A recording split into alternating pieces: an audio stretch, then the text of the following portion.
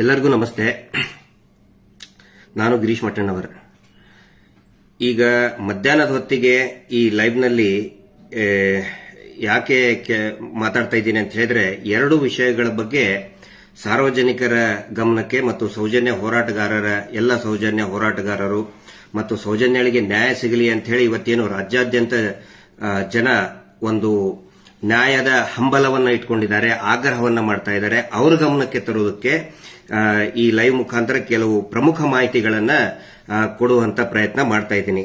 ಏನಂತ ಹೇಳಿದ್ರೆ, ಈಗ ರಾಜ್ಯದಲ್ಲಿ ಇಷ್ಟೊಂದು ದೊಡ್ಡ ಮಟ್ಟದಲ್ಲಿ ಆಕ್ರೋಶ ಭುಗಿಲೇಳ್ತಾ ಇದೆ.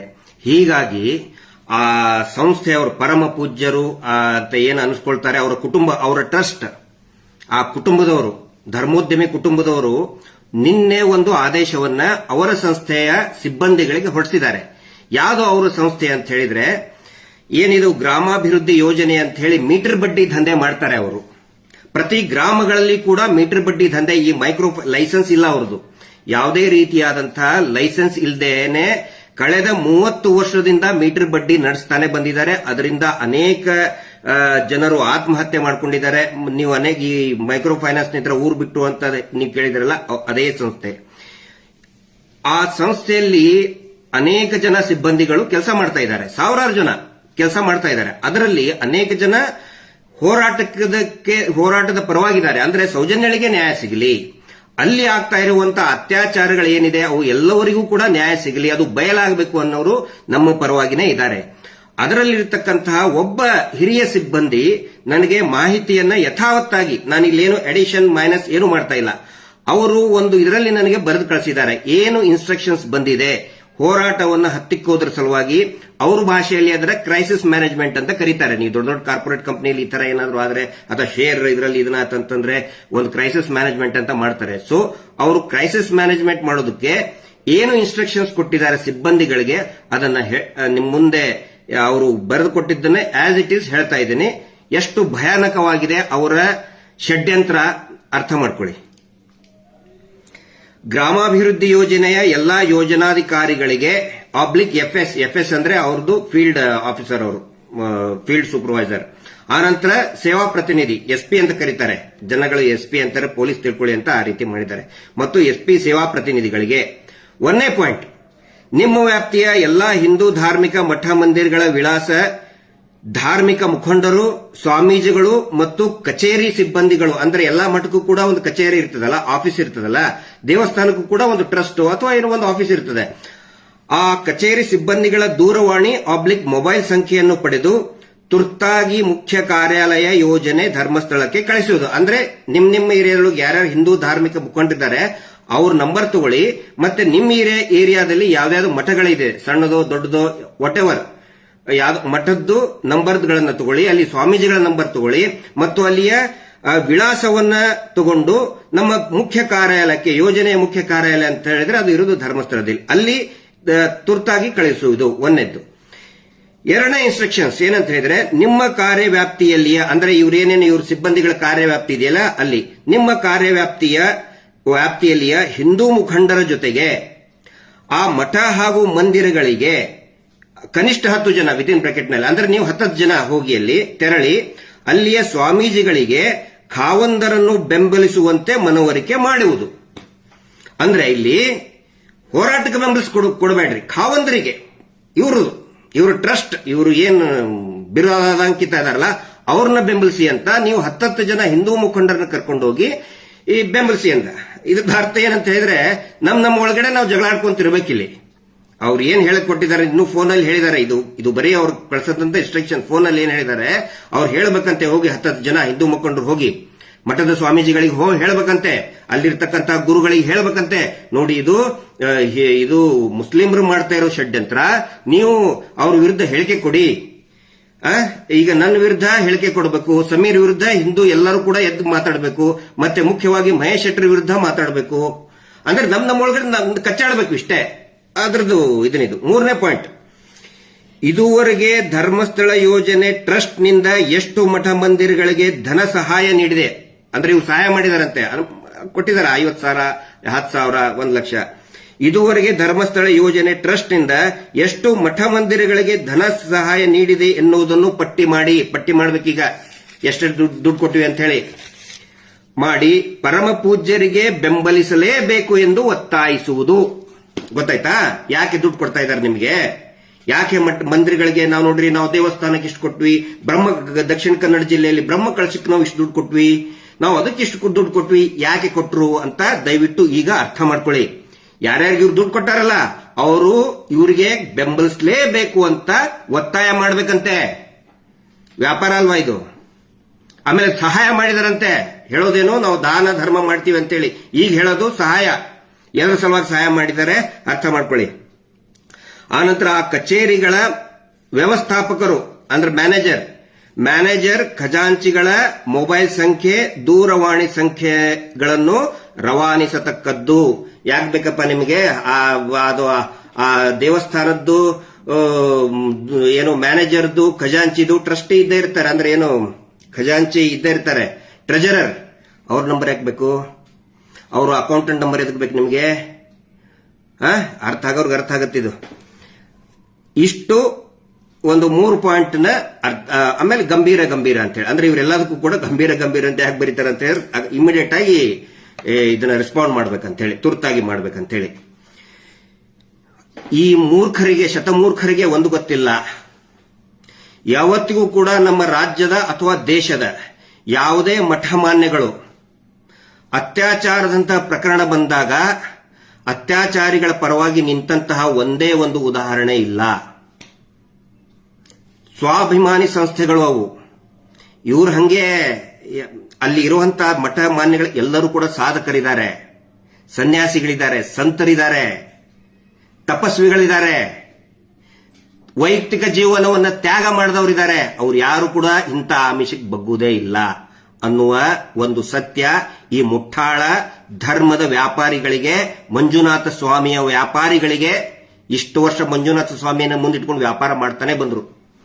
ಮತ್ತೆ ಇದೇ ಧರ್ಮೋದ್ಯಮಿಗಳು, ಇದೇ ರಾಜ್ಯಸಭಾ ಸದಸ್ಯರು ಏನ್ ಹೇಳಿದ್ರು ಅನೇಕ ವರ್ಷಗಳ ಹಿಂದೆ, ಎಲ್ಲಾ ರಾಜಕಾರಣಿಗಳಿಗೆ ಒಂದು ಆಫರ್ ಏನ್ ಕೊಟ್ಟಿದ್ರು ಅಂತ ಹೇಳಿದ್ರೆ, ನೋಡಿ ನೀವು ಮಠದಲ್ಲಿ ಯಾಕೆ ದುಡ್ಡು ಕೊಡ್ತೀರಿ, ಯಾಕೆ ಸ್ವಾಮೀಜಿಗಳಿಗೆ ದುಡ್ಡು ಕೊಡ್ತೀರಿ, ಅದೇ ದುಡ್ಡು ನಮ್ಮಲ್ಲಿ ಈ ಮೀಟರ್ ಬಡ್ಡಿ ದಂಧೆ ಮಾಡ್ತೀವಲ್ಲ, ಈ ನಮ್ದು ಗ್ರಾಮಾಭಿವೃದ್ಧಿ ಯೋಜನೆಯಲ್ಲಿ ಹಾಕಿ ನಿಮಗೆ ಒಂದು 2-5% ಬಡ್ಡಿ ಮೇಲೆ ಕೊಡ್ತೇವೆ ಅಂದಿದ್ದಕ್ಕೆ ಯಾರು ಕೂಡ ಇವತ್ತು ಮಠ ಮಾನ್ಯಗಳಿಗೆ ದುಡ್ಡು ಕೊಡ್ತಾ ಇಲ್ಲ. ಎಲ್ಲರೂ ಕೂಡ ಬಡ್ಡಿ ದಂಧೆ ಮಾಡೋದಕ್ಕೆ ಇವ್ರಿಗೆ ಹಾಕ್ತಾ ಇದ್ದಾರೆ.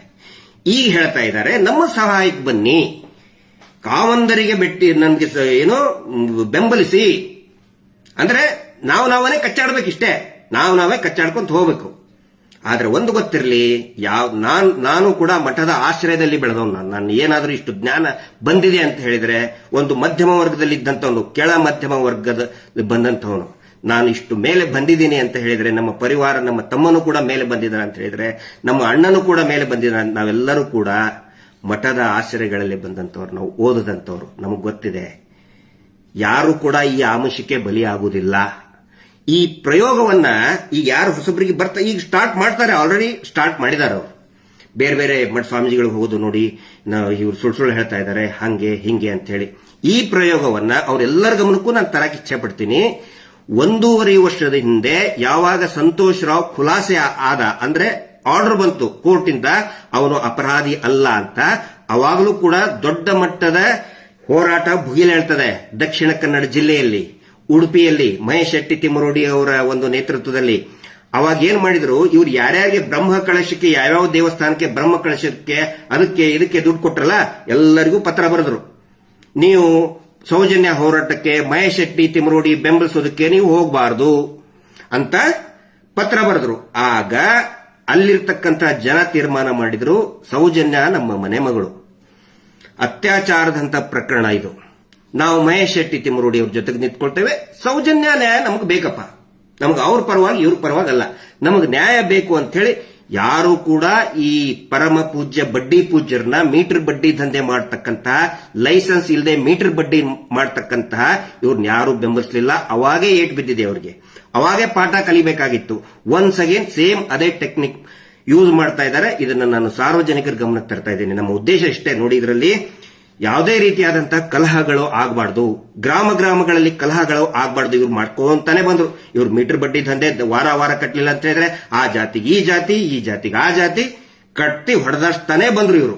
ಇವ್ರ ಕೆಲಸ ಅದೇ, ಎಲ್ಲರನ್ನು ಕಚ್ಚಾಡಿಸಬೇಕು, ಹೊಡೆದಾಡಿಸಬೇಕು, ತಾವು ಸೇಫ್ ಆಗಿರಬೇಕು.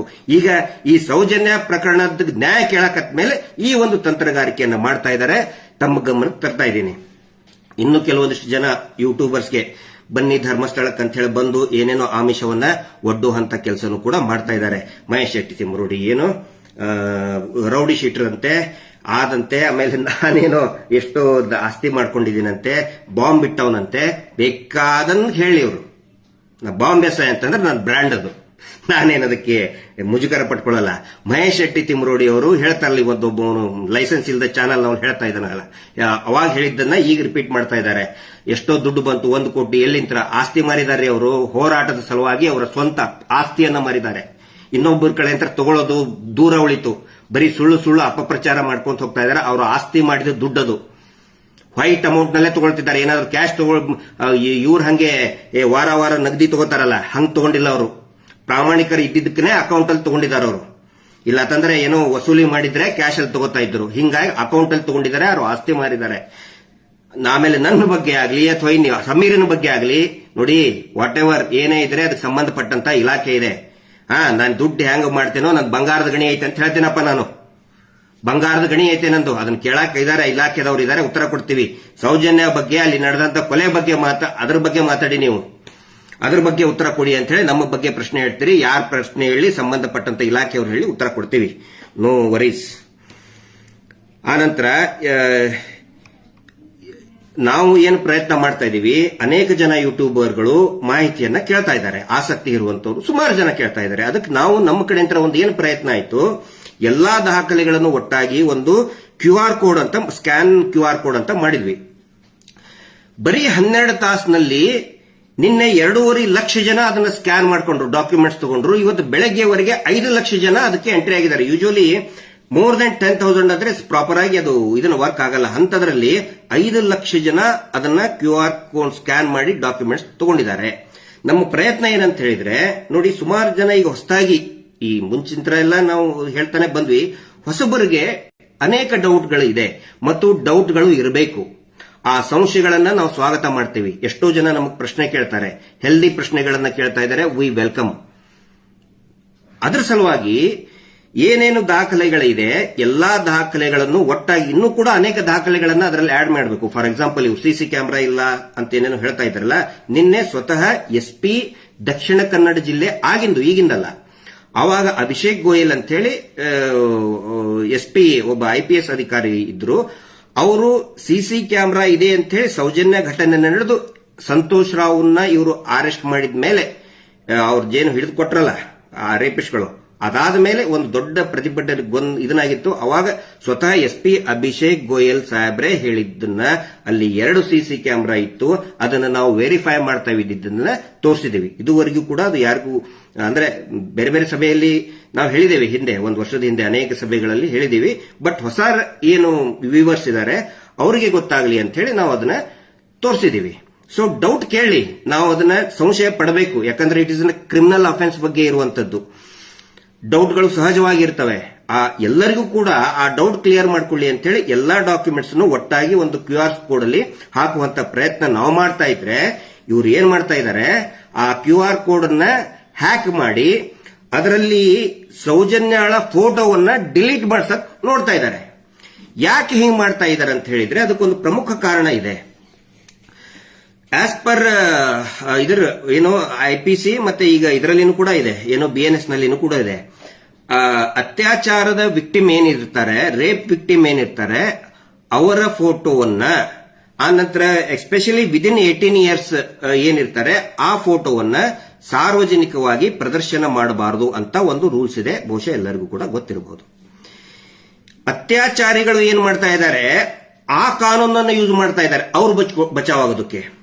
ಇದಕ್ಕೆ ಆಸ್ ಅ ರೆಮಿಡಿ 1 ವರ್ಷದ ಹಿಂದೆನೆ ಸೌಜನ್ಯಾಳ ತಾಯಿ ಕುಸುಮಾವತಿಯವರು ಮತ್ತು ಅವರ ತಂದೆ, ಆಗ ಜೀವಂತ ಇದ್ದಂತ ಅವರ ತಂದೆ ಚಂದಪ್ಪ ಗೌಡ್ರು ಇಬ್ಬರೂ ಸೇರಿ ಒಂದು ಅಫಿಡವಿಟ್ ಅನ್ನ ಕೊಟ್ಟಿದ್ದಾರೆ.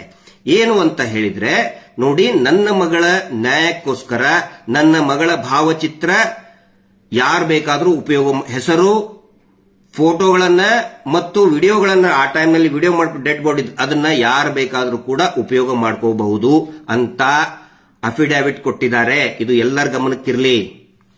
ಇವ್ರೇನ್ ಮಾಡ್ತಾ ಇದ್ದಾರೆ, ಮಿಸ್ಟರ್ ಪರಮ ಪಟ್ಟಿ ಪೂಜ್ಯರ ನಿಜವಾದ ಅತ್ಯಾಚಾರಿ ಕುಟುಂಬದವ್ರು ಏನ್ ಮಾಡ್ತಾ ಇದ್ದಾರೆ, ಆ ಕಾನೂನನ್ನ ಅವರು ಉಪಯೋಗಿಸ್ಕೊಂಡು ಅವರು ಹೆದರ್ಕೊಂಡು ಬಚಾವಾಗೋದಕ್ಕೆ ಆದೇಶವನ್ನ ಎಲ್ಲಾ ತಾಲೂಕಾಧಿಕಾರಿಗಳಿಗೆ, ಕಾರ್ಪೊರೇಷನ್ಗೆ ನೋಡಿ ಪೋಸ್ಟರ್ ಹಾಕ್ತಾ ಇದ್ದಾರೆ. ಇವರು ಇದು ಕಾನೂನಿದೆ, ಅತ್ಯಾಚಾರದ ವಿಕ್ಟಿಮ್ ಅದರ ಫೋಟೋ ಹಾಕಬಾರ್ದು ಅಂತೇಳಿ ಅವರು ಅದನ್ನು ದುರ್ಬಳಕೆ ಮಾಡ್ತಾ ಇದ್ದಾರೆ.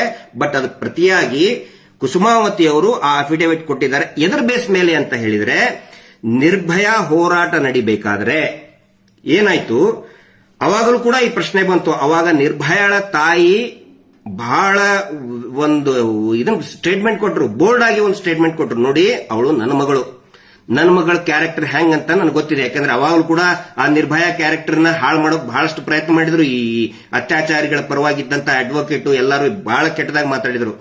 ಆವಾಗ ನಿರ್ಭಯಾಳ ತಾಯಿ ಆಶಾದೇವಿ ಸಿಂಗ್ ಕೋರ್ಟ್ಗೆ ಬಂದು ಒಂದು ಬೋಲ್ಡ್ ಸ್ಟೇಟ್ಮೆಂಟ್ ಕೊಟ್ಟರು. ಮೀಡಿಯಾ ಮುಂದನೂ ಕೂಡ ಕೊಟ್ಟರು. ನೋಡಿ, ನನ್ನ ಮಗಳ ಹೆಸರು ಜ್ಯೋತಿ ಸಿಂಗ್, ನನಗೆ ಯಾವುದೇ ಅಳುಕು ಇಲ್ಲ, ಅವಳು ಧೈರ್ಯವಾಗಿ ಪರಿಸ್ಥಿತಿಯನ್ನ ಎದುರಿಸಿದಾಳೆ, ಅತ್ಯಾಚಾರಿಗಳನ್ನ ಎದುರಿಸಿದಾಳೆ. ಸಾವಿನ ಹಾಸಿಗೆಯಲ್ಲಿ ಇದ್ದಾಗಲೂ ಕೂಡ ಅಮ್ಮ, ಆ ಅತ್ಯಾಚಾರಿಗಳಿಗೆ ಸುಮ್ಮನೆ ಬಿಡಬೇಡಿ, ಅವರಿಗೆ ಶಿಕ್ಷೆ ಆಗಲೇಬೇಕು ಅಂತ ಹೇಳಿದಾಳೆ. ನನ್ನ ಮಗಳ ಹೆಸರು ಜ್ಯೋತಿ ಸಿಂಗ್ ಅಂತ ಧೈರ್ಯವಾಗಿ ಹೇಳಿದ್ದಾರೆ ಆಶಾದೇವಿ ಅವರು.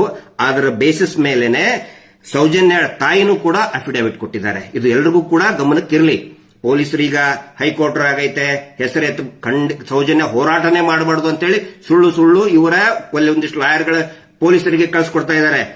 ಆ ಆದೇಶದಲ್ಲಿ ಸೌಜನ್ಯ ಹೋರಾಟ ಮಾಡಬಾರ್ದಂತ ಎಲ್ಲೂ ಇಲ್ಲ. ಅದರಲ್ಲಿ ಇರೋದು ಈ ಕುಟುಂಬಕ್ಕೆ ಇವ್ರು ಹೇಳಿರೋದು. ಅದನ್ನು ನಾವು ಚಾಲೆಂಜ್ ಮಾಡ್ತೇವೆ. ವೆರಿ ಶಾರ್ಟ್ಲಿ ನಮಗೆ ರಿಸಲ್ಟ್ ಬರ್ತದೆ. ಲೀಗಲ್ ಬ್ಯಾಟಲ್ ಬಗ್ಗೆ ನಾನು ಬಹಿರಂಗವಾಗಿ ಮಾತಾಡಲ್ಲ. ಆ ಆದೇಶದಲ್ಲಿ ಸೌಜನ್ಯ ಹೋರಾಟ ಮಾಡಬೇಕಾದ್ರೆ ಯಾರು ಕೂಡ ಈ ಭಯಂಕರ ಅಗದಿ ಏನು ವಿಶ್ವವಿಖ್ಯಾತ ಕುಟುಂಬದ ಹೆಸರು ತಗೋಬೇಡಿ, ಅವರಿಗೆ ಬೈಬೇಡಿ ಅಂತ ಹೇಳಿದೆ. ಇಷ್ಟೇ ಇರೋದು. ಹಿಂಗಾಗಿ ಯಾರು ಬೇಕಾದರೂ ನ್ಯಾಯಕ್ಕೆ ಆಗ್ರಹಿಸಿ ಧರ್ಮಸ್ಥಳದಲ್ಲಿ ಒಂದು ಪುಣ್ಯಕ್ಷೇತ್ರ, ಶ್ರೀ ಕ್ಷೇತ್ರ, ಪವಿತ್ರ ಕ್ಷೇತ್ರದ ಅಂಗಳದಲ್ಲಿ ನಡೆದಂತಹ, ಅಲ್ಲಿರುವಂತಹ ಆ ಮಾನವರಿಂದ ನಡೆದಂತಹ ಕುಕೃತ್ಯಕ್ಕೆ ನ್ಯಾಯ ಸಿಗಬೇಕು, ತನಿಖೆ ಆಗಬೇಕು ಅಂತ ಹೇಳಿ ಯಾರು ಬೇಕಾದರೂ ಪ್ರತಿಭಟನೆ ಮಾಡಬಹುದು, ಆಗ್ರಹ ಮಾಡಬಹುದು.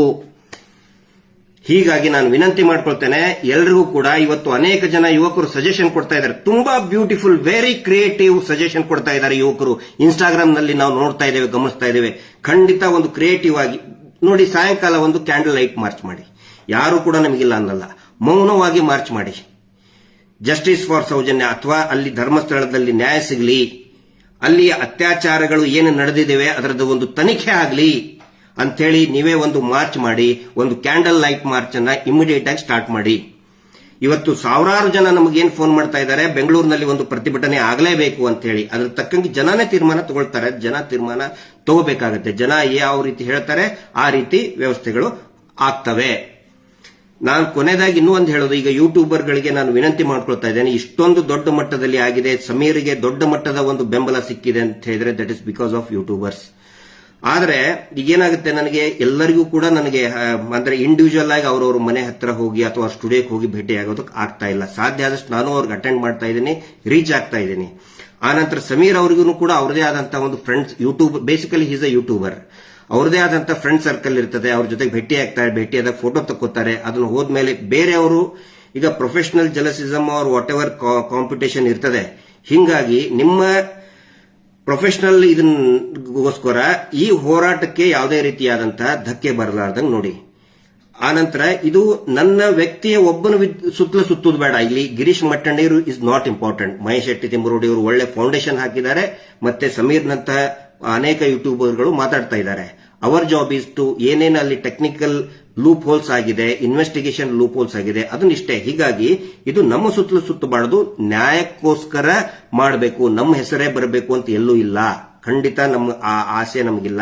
ಯಾಕಂದ್ರೆ ಒಬ್ರು ನಮ್ಮ ಸ್ನೇಹಿತರು ಬಂದು ಹೋಮ್ ಟೂರ್ ಮಾಡಿದ್ರು, ಕೆಲವೊಬ್ರು ಆಕ್ಷೇಪ ವ್ಯಕ್ತಪಡಿಸಿದ್ದಾರೆ. ನಾನು ಯಾರಿಗೂ ಕೂಡ ಹೋಮ್ ಟೂರ್ ಮಾಡಿ ಅಂತ ಹೇಳಿಲ್ಲ. ಬಟ್ ಸಡನ್ ಆಗಿ ಕ್ಯಾಮ್ರಾ ತಗೊಂಡು ಬಂದಾಗ ಅವರು ರಿವೀಲ್ ಮಾಡ್ತಾರೆ, ಇಲ್ಲ ನಿಮ್ಮ ಬಗ್ಗೆ ಆಸಕ್ತಿ ಇರ್ತದೆ ಅಂತ ಹೇಳಿ.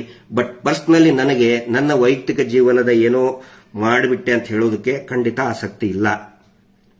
ಸೀರಿಯಸ್ ಇಶ್ಯೂ ಸೌಜನ್ಯ ಪ್ರಕರಣ, ಅಲ್ಲಿ ನಡೆದಂತ ಹತ್ಯೆ, ಇದು ಸೀರಿಯಸ್ ವಿಷಯ. ಅದರ ಸುತ್ತಲೂ ಕೂಡ ಇದು ಏನೋ ಅದರ ಕುರಿತಾಗಿ ಫೋಕಸ್ ಆಗಿ ಎಲ್ಲರೂ ಕೂಡ ವ್ಯಕ್ತಿಗತವಾಗಿ ಫೋಕಸ್ ಆಗೋದು ಬೇಡ.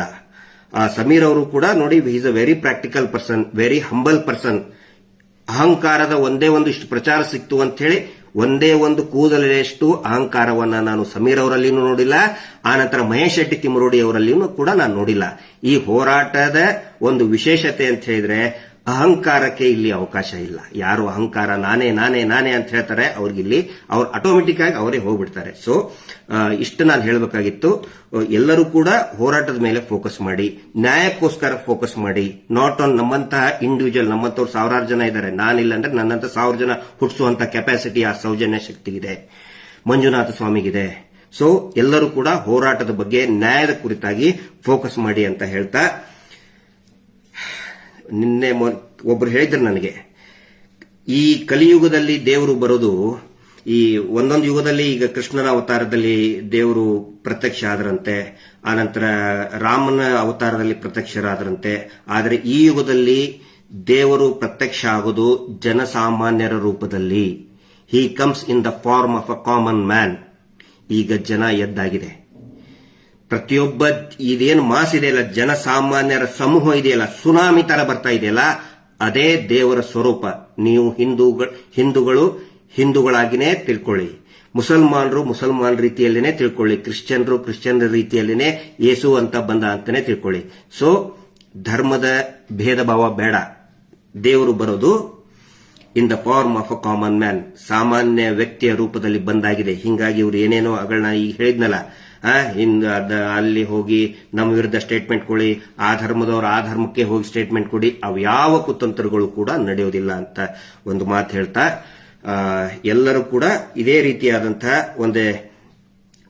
ಒಂದು ಪ್ರಯತ್ನದಿಂದ ಸೌಜನ್ಯಳಿಗೆ ಮತ್ತು ಅಲ್ಲಿ ನಡೆದಂತ ಎಲ್ಲರಿಗೂ ಕೂಡ, ಎಲ್ಲ ಆತ್ಮಗಳಿಗೂ ಒಂದು ಶಾಂತಿ ಸಿಗಲಿ, ನ್ಯಾಯ ಸಿಗಲಿ ಅಂತ ಹೇಳ್ತಾ ಈ ಲೈವ್ ಅನ್ನು ಮುಗಿಸ್ತಾ ಇದ್ದೇನೆ. Justice for Soujanya. ನಮಸ್ತೆ.